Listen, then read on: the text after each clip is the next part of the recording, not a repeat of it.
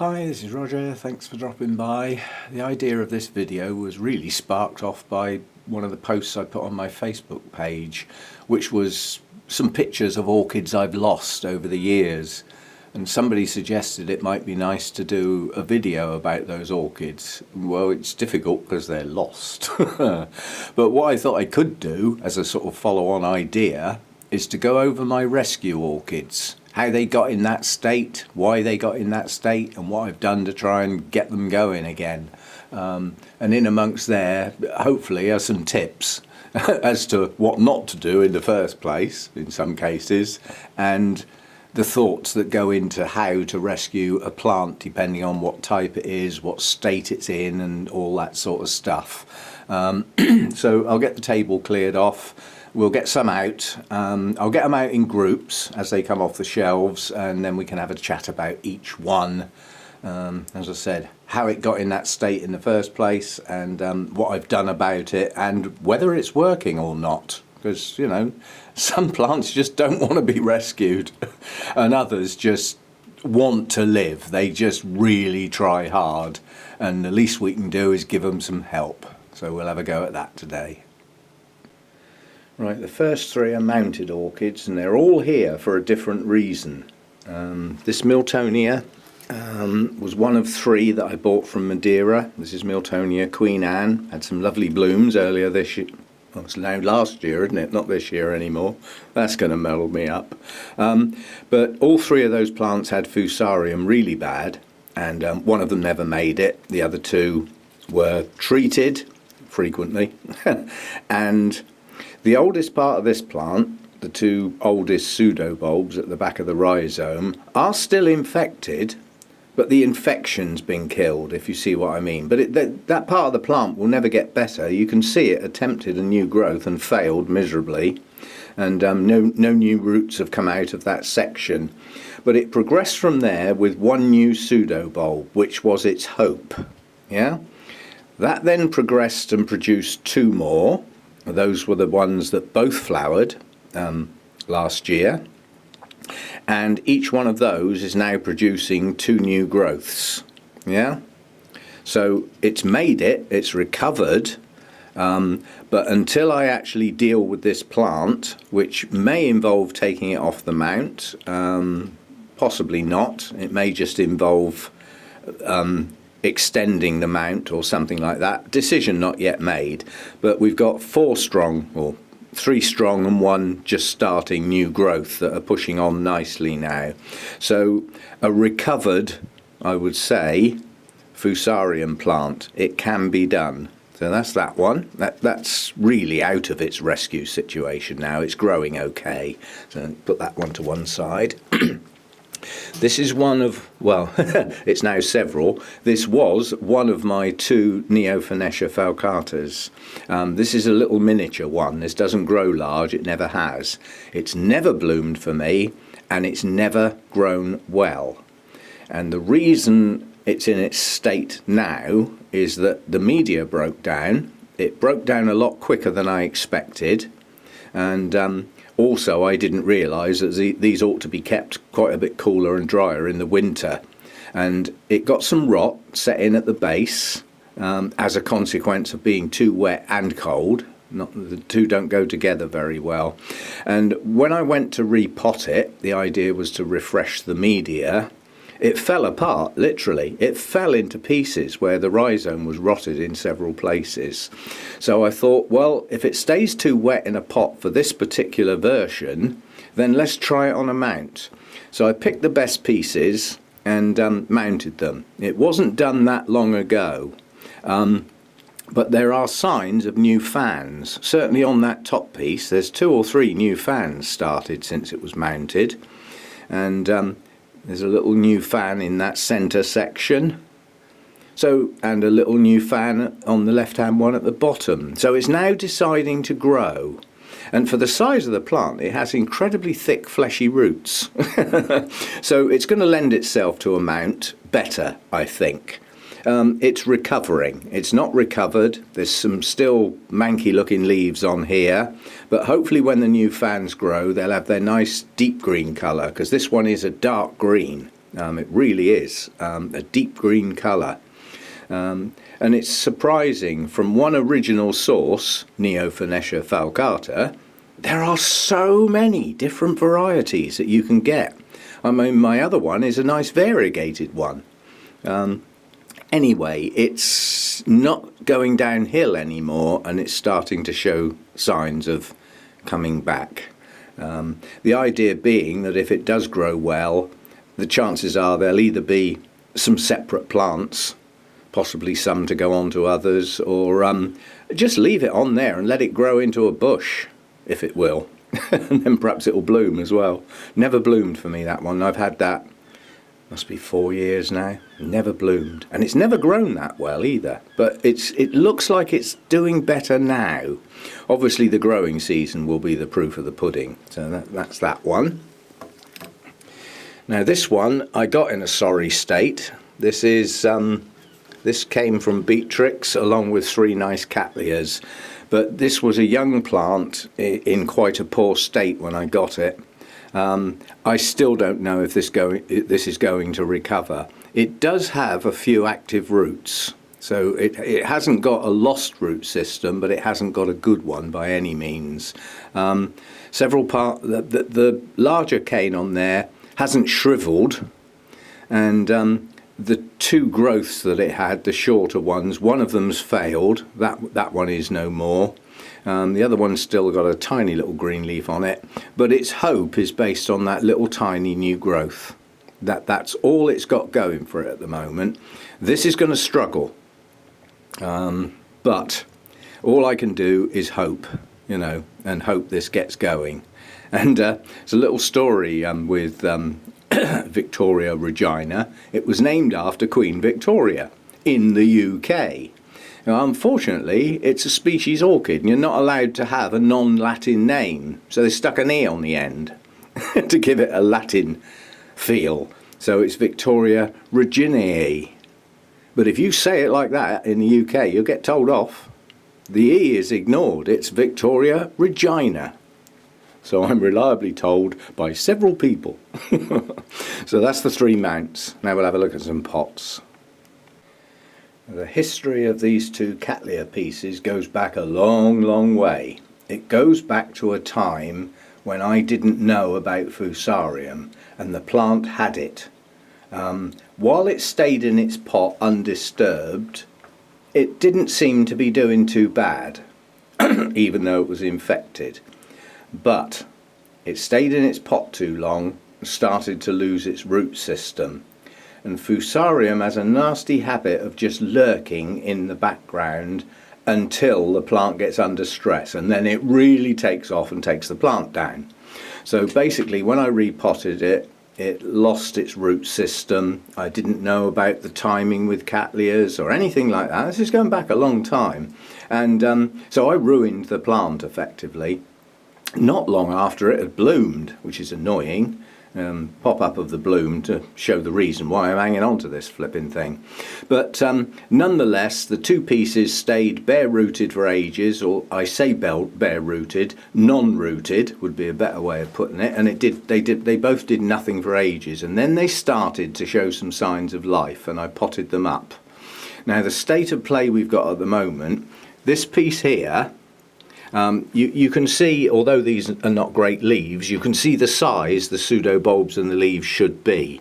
And that was its last new growth, which I'd class as a miserable failure. But it did grow in the winter, last winter. It's done nothing since.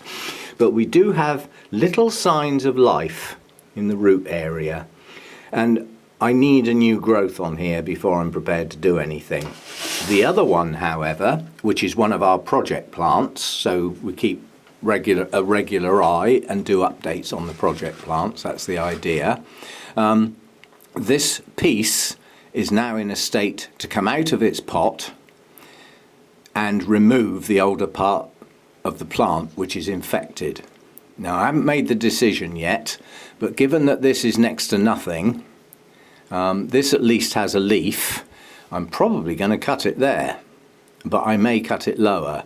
The fact that it's got a kink in the rhizome, this is the important bit now. The latest growth, which is better, than they've done before, but still not full size. Yeah, but that's what I'm interested in. That set of new roots, and I need to get them in some media, and at the moment the plant's too high because of the way it got potted. So that's a project plant, that's due a repot, and quite honestly I'm happy that those roots are now large enough to do that. So that's going to go to one side and go out in the kitchen. I'll do that later today. I want to film it separately, obviously, as it's a project plant. So the progress on all of the project plants is filmed as a separate entity and goes in a separate playlist, so we can monitor them right through the year and out the other end, and maybe even through next year. I'll see how that goes. But it's now in a state to deal with, whereas the other piece isn't. So we'll get on with that one. Now, these two little Paphiopedilums these go back to the days when my daughter started having a few orchids around. I mean, I made her some sort of shelf units to go in her kitchen. It's a narrow kitchen with a good window, so the shelves get, I would say, reasonable light, but quite honestly it's quite low light levels.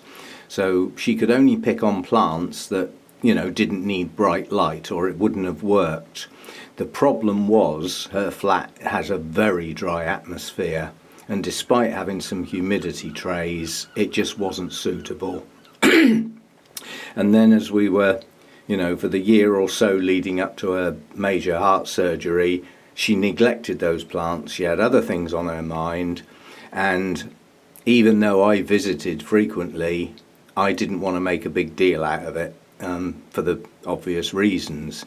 So quite a lot of her plants were virtually lost. Some were actually lost. She's still got her Phalaenopsis. They're still doing okay. Hardy little blighters they are.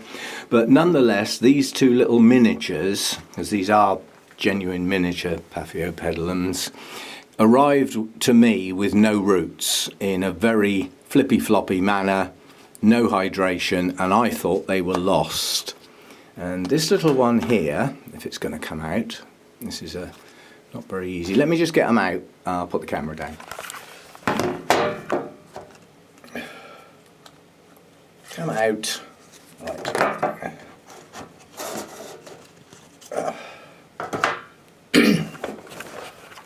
Right, sorry about that. Bad planning on my part. Paphiopedilums like their roots in the dark, basically. But I still put them in clear pots, but then tuck them inside another one to keep the roots dark. Now this little one, which is delenatii, I think it's the Vinicolor one, yes. As far as I know, it's still got no roots. And yet, it's grown some new leaves. So it's not dead, and yet it's living with virtually, well, as far as I know, there are no roots in that pot. Nonetheless, it's now been in that pot some time. I need to change that moss. So all of my Paphiopedilums will get repotted soon, but that one needs repotting rather than just is going to get it anyway.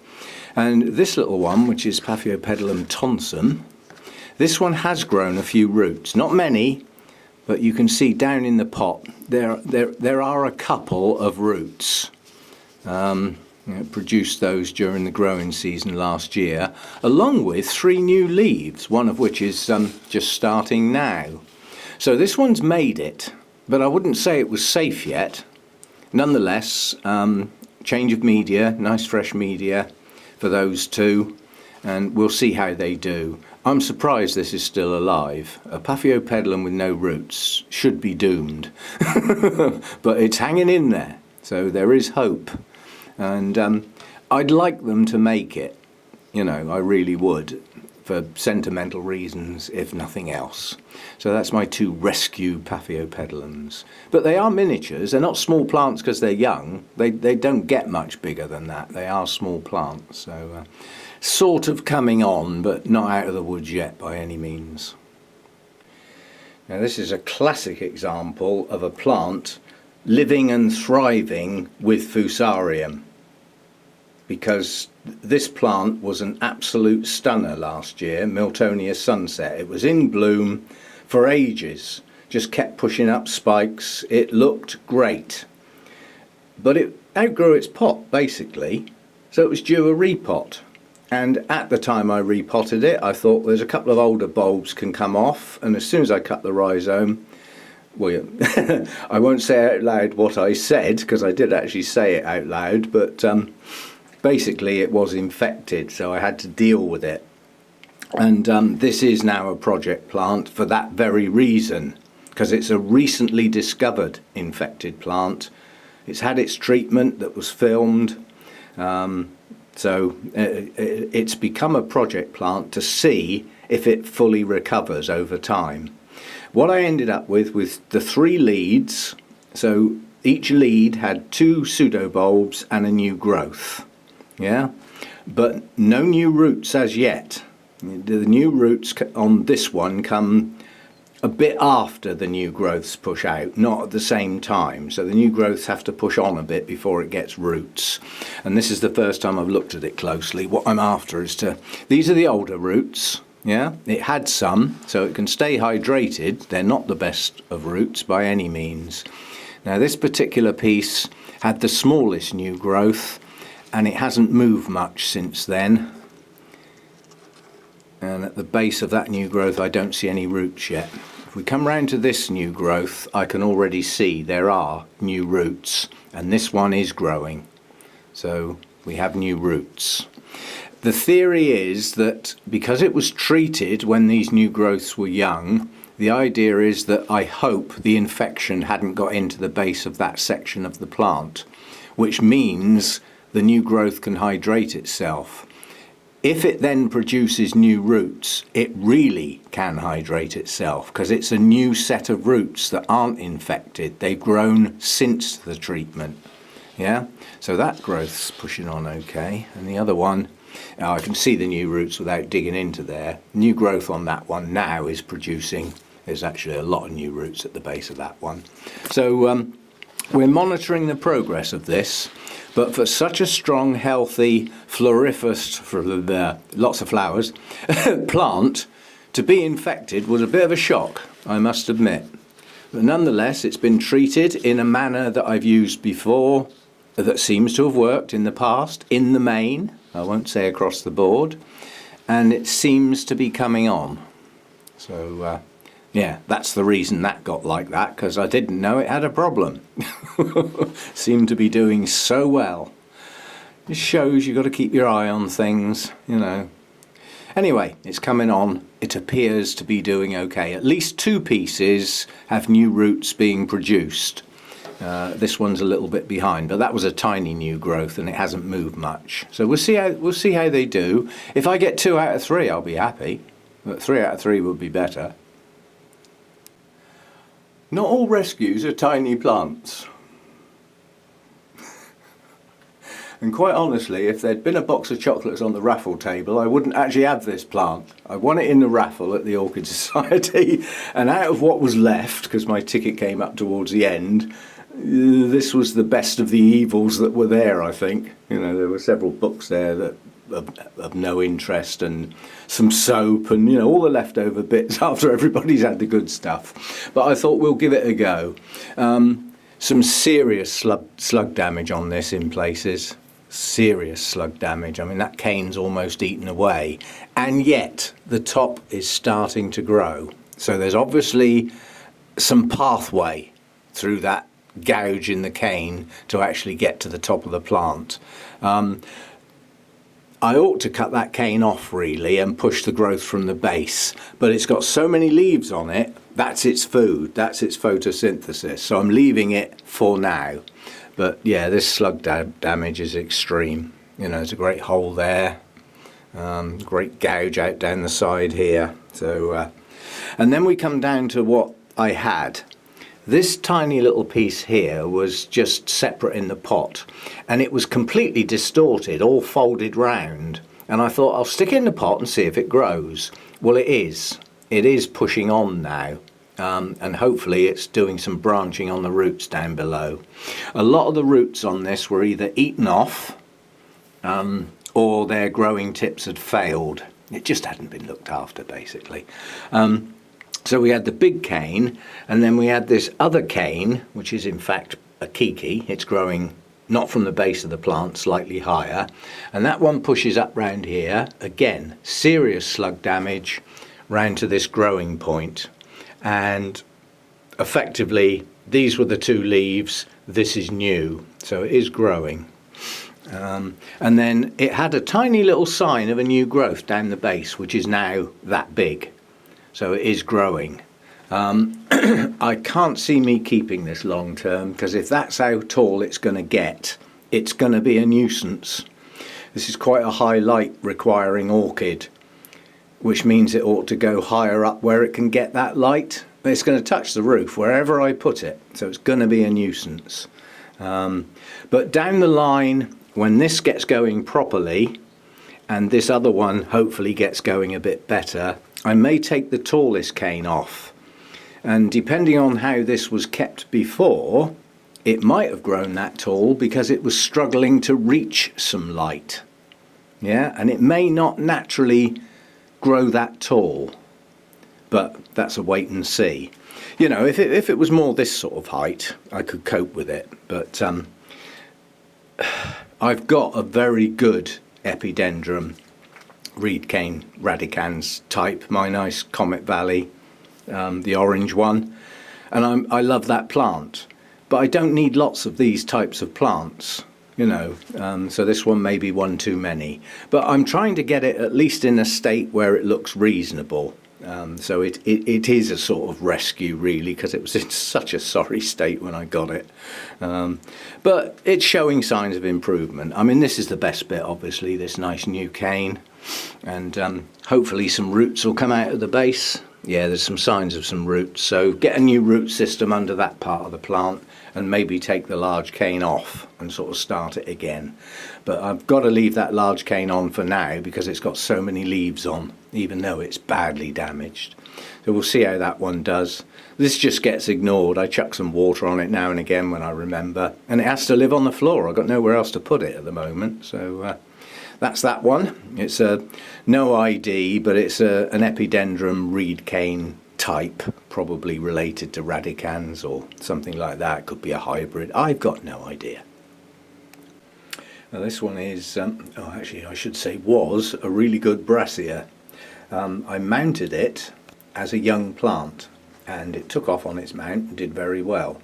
But as it progressed away from the mount, and eventually the latest growths were purely aerial. They were nowhere near the mount, and it was a very heavy plant. So it wasn't that stable, and all of its new root system with its progressive new growths were aerial. So it was not gaining any extra support for its weight. So I had to do something with it, and I took it off its mount and potted it, and it reacted badly and dumped its root system. Now this was a subject of a recent kitchen time, a recent pot, because basically I was waiting not only for a new growth, but for the new growth to show signs of roots. Yeah, so that's the state it was in when it was potted, and it hasn't been potted long, so there's very little progress, but there is a sign of another new growth there. Didn't notice that when I potted it up. But the reason it got in that state was me. I've got to hold my hand up. I left it on the mount too long. And this is a strange plant. It suffers from what I call new root syndrome. And this is where it produces lovely white fleshy roots with a nice green growing tip that just will not hydrate. I mean, I used to throw this in the bucket and leave it for ages and take it out like an hour later, and those roots were still white. It just wasn't taking the hydration in. So obviously it needs its roots in something that stays moist a lot longer to allow time for it to actually hydrate. So it should do better in a pot. There were signs of new roots around the base of that new growth. That's got some extra moss to help them get going, and hopefully it's on its road to recovery. But it was important to get the timing right to actually repot that, because its root system had virtually failed. It had virtually no live roots left. So if I'd got that timing wrong without a replenishment of a root system, it would have just gone down. It was in too weak a state, so I had to wait. And it looked bad because when I took it out of its pot, you know, with a virtually non-existent dead root system, you know, it looked like it was my fault for leaving it in the pot too long. But that plant had not been in that pot long. It's not like I'd left it in the pot too long. I was just waiting just to get this timing right. Hopefully this one will now push on during this next growing season, and even if it only matures that one growth, if it establishes its root system, it'll be safe. It was a very vigorous plant. The blooms on it are gorgeous. It's a Brassia Chieftain Ludlows, which has got Vinicolor in it. So it's a good plant. I don't want to lose it. And I think I've caught it in time. You know, I think it will now recover. But it's only got one leaf that is fading fast. Yeah, so soon it will have no leaves. So it won't even photosynthesize. So I'm just hoping this new growth takes off reasonably quickly. It's not going to take off that quick at the moment because it's too cold.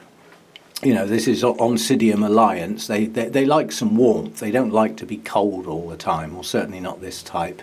But hopefully it'll hang in there long enough for that new growth to start and the weather get better, a little bit better temperatures out here, and it should take off. But we will watch it and see. Now, these plants are coming out in what may appear like a totally random order, but I'm just going round a shelf at a time. So, you know, it's a case of, is there anything on this shelf, yes or no? And if there is, get them all out together. Now, these are all grouped because of where they were, not because of their state or anything like that. Now, this goes back to the days when this is in too large a pot. It hasn't long been repotted. This is a Nelly Red Velvet, I think.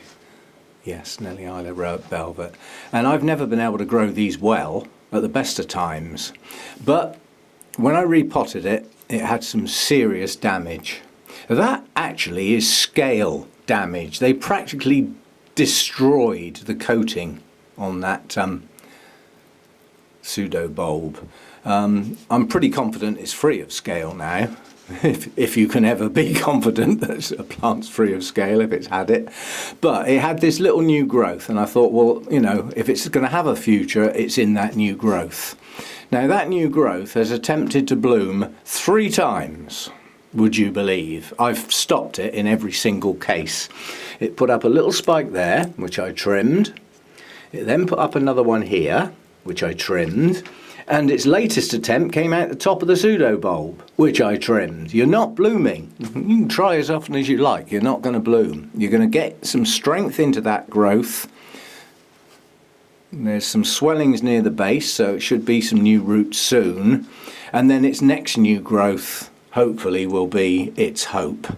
But Nelly Islas are not easy, or I don't find them easy. That probably would have been better in a much smaller pot. I've realised in quite recent times that the Oncidium types do better in tight pots. Keep them cosy, keep them compact, and they seem to develop better root systems. And that's a recent bit of knowledge, really. I got shouted at a couple of times to at least try that, and since I've been doing that, it is working, so I'll agree with it, you know. If somebody gives you a bit of advice, it's got to be worth trying if it's working for them and it's not working for you.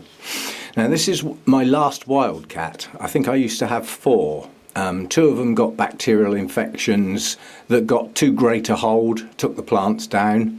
This one also had an infection, but I just about managed to save it in time. So it ended up with a leafless back bulb, one with a few leaves, and at the time it had no new growths. Well, it has pushed up, or it's pushing up a new growth.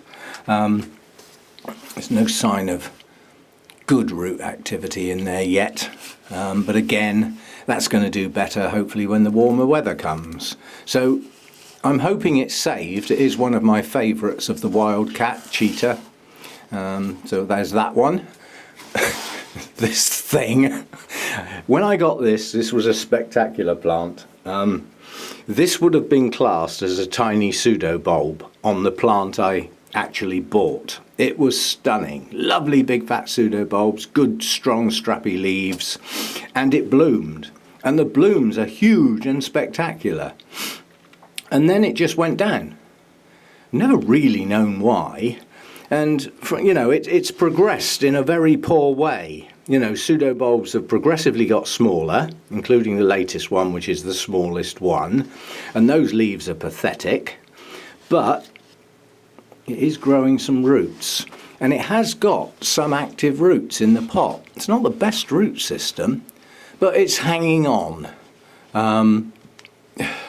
This is a Rossioglossum, which means it's a close relative of an Odontoglossum. So it's a cooler grower, which is a pain. Oh, there are some active roots. And I'm just hoping it'll get going this year. Really bad attack of scale.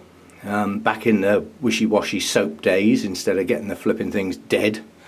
Just kept struggling with that. But we'll see how it pulls on. It got left in its pot too long when it was a good plant. I don't tend to do that anymore, so that didn't help. Plus the scale, plus a cooler grower, which means it's not going to do its best during my main growing season. But nonetheless, it has pushed up a new growth, albeit a bit wispy and pathetic. But we'll see what the next one looks like. I mean, it's certainly not dead. There are some active roots, and it should push up another new growth soon. Because believe it or not, this has finished growing. That's it. That's all it's going to do. But it did produce this one while it had a much poorer root system. So it wasn't really getting hydrated properly. So we'll see what that one does. But it's not exactly a good example of what that plant should look like. It was once, but it certainly isn't now. Now this last group are here for various reasons, but some of their reasons is the bloom or the rarity, so pop-ups may occur. This is an actual, it says Oncidium, but it's in fact an Odontoglossum, and it's golden Rialto. Failed miserably, this plant, but it does have a new growth. The pot's too big, it needs sorting out, but there's no way I'm disturbing a bad root system until I can see some new ones. So I'm just waiting on this, hoping, oh, you little tyke, that's going to have to come off. I can't allow that to bloom. That's such a shame. You see the bloom on this one. It's a shame to lose it. But the plant is just more important. Blooms will come. I need some stronger new growths and a new root system. I can't risk taking the strength out of what's left of that plant, allowing it to bloom. That's a shame, that is. Never mind. Oh well, win some, lose some. That's that one. That got in that state really for an unknown reason. It's difficult to say why that one went down. It just did. We'll put that one down to life, the universe and things. This is quite a popular one. A lot of people will probably know this. This is Peggy Ruth Carpenter. Beautiful blooms. And I got this as part of a box at an auction at the Orchid Society. What I wanted in the box was the Zygopetalum. Unfortunately, it came with two other plants that I didn't want, but it was a job lot. So that's how I got this. And since I got it, it hasn't done much, and I've had it some time now. This latest new growth is weak, but I'm not sure it's actually finished growing yet. So it's not doing well. And if that is its attempt at its latest new growth, it's not very good. So a work in progress, I'd say. It was never a good plant. When I repotted it, it had virtually no roots. Most of the old bulbs has lost their leaves, so I didn't give it a lot of hope, quite honestly. And then I saw that little new growth and I thought, well, we'll give you a chance because your blooms are nice. So that's why that one's in that state and how I got it. Now this one, I'm not sure is growing well. It's an unusual plant. The old pseudobulbs turn black. That's natural. These are solid. There's nothing wrong. That's just what it does. And when I got it, I paid $5 for it, and it's a rare plant. I've never seen this one anywhere else. It's classed as an Odontodia. It's Devossiana, but it's not called Odontodia anymore because some of its component parts got reclassified long after the cross was made, which was a long time ago it was first done. But when I got it, it cost a £5 and it had a little spike on it. That spike grew and grew and grew, and it had about 50 blooms on it, and they're gorgeous, but not large, but incredibly attractive. So I'm trying to hang on to it. If that is its latest growth and it's finished growing, it's weak. But again, it didn't have good roots. You always struggle if you start out with a plant with a poor root system. And I think, quite honestly, it used up every bit of its last resources producing that flipping great spike, because it didn't have a root system to back it up. But I'm hanging on to it because of what it looks like. Now this is probably a lost cause. It does have a new growth, which doesn't look happy, but I'm giving it a chance because of what it is.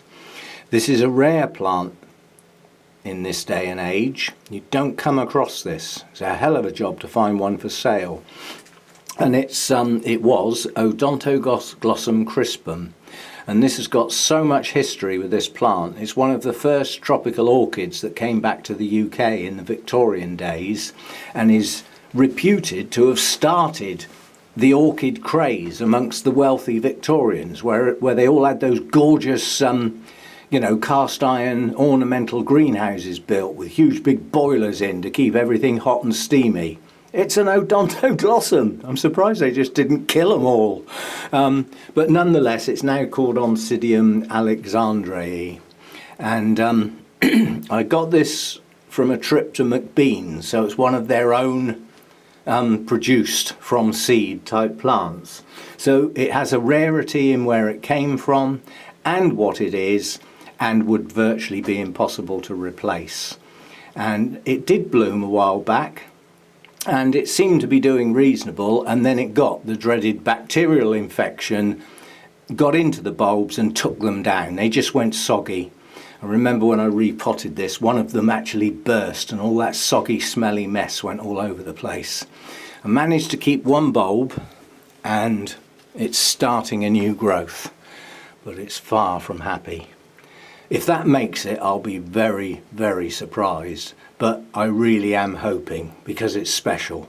So anyway, that's a look at some of the rescues and how they got in that state, why they got in that state, and if they are liable to recover, in some cases when they recover. But yeah, in amongst whatever it is nowadays, about 210 orchids, those are the bad ones. Those are the ones that just aren't doing very well, or are at least progressing, so they're coming back from the brink. Some of them are still hanging over the cliff. They're on the brink. But those are they, and some of the reasons how they got like that. Not all my fault, although I'll have to hold my hand up to some of them, you know. But we learn. That's the whole point. We learn as we go along. Yeah, so those are they. As I say, we'll probably call this a sad video, really, compared with some of the ones I do, but I'm not prepared to only do the good stuff, because that's not what life's like with orchids. It's not all good stuff. You will get an odd one now and again. And sometimes you never know why. All you can do is just keep going and try and learn from. If you can understand what a mistake was, then don't do it again. You know, that's all I can say. But sometimes plants just go down.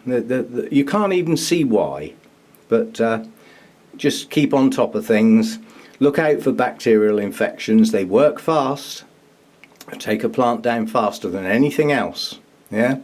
Keep your eye out for the fusarium. It doesn't matter whether the plant looks really healthy. If you're going to do a repot and take a bulb off, or get the opportunity to take a bulb off, have a look. And if you've got it, treat it. It can be sorted out.